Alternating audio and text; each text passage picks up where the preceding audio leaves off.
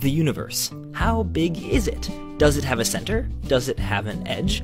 Is it getting bigger? And if so, why? Well, we know that there are two different meanings for universe. First, the observable universe is everything that we've been able to see or observe thus far.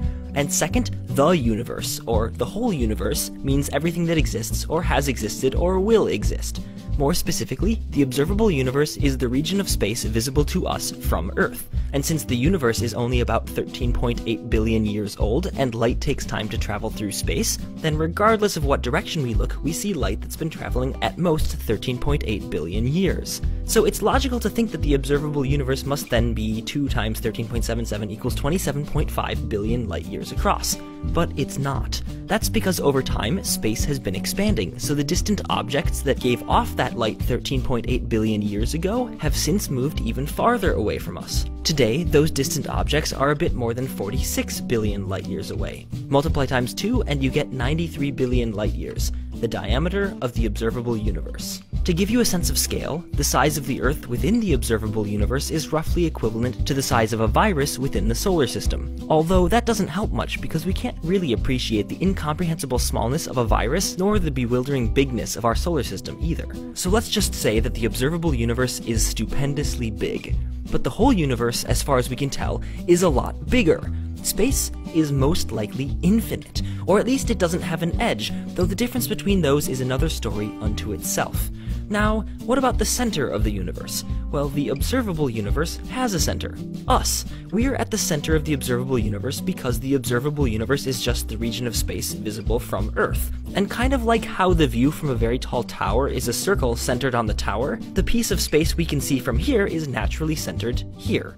In fact, if you want to be more precise, each one of us is the center of our own observable universe. But that doesn't mean we're at the center of the whole universe, just like the tower isn't the center of the world. It's the center of the piece of the world that it can see, up to the horizon. But just because you can't see beyond the horizon doesn't mean there's nothing there. And so it is with the observable universe. Looking up at the sky, we see light that's at most 13.8 billion years old and coming from stuff that's now 46 billion light years away. Anything farther is beyond the horizon. But each second, we see new, even older light coming from slightly farther away, 3 light seconds farther to be precise. And so our view of the cosmos is literally getting bigger all the time. All we have to do is wait and watch as the universe ages and light from more distant places has the time to get to us. So here we are, sitting at the center of our observable piece of the whole universe.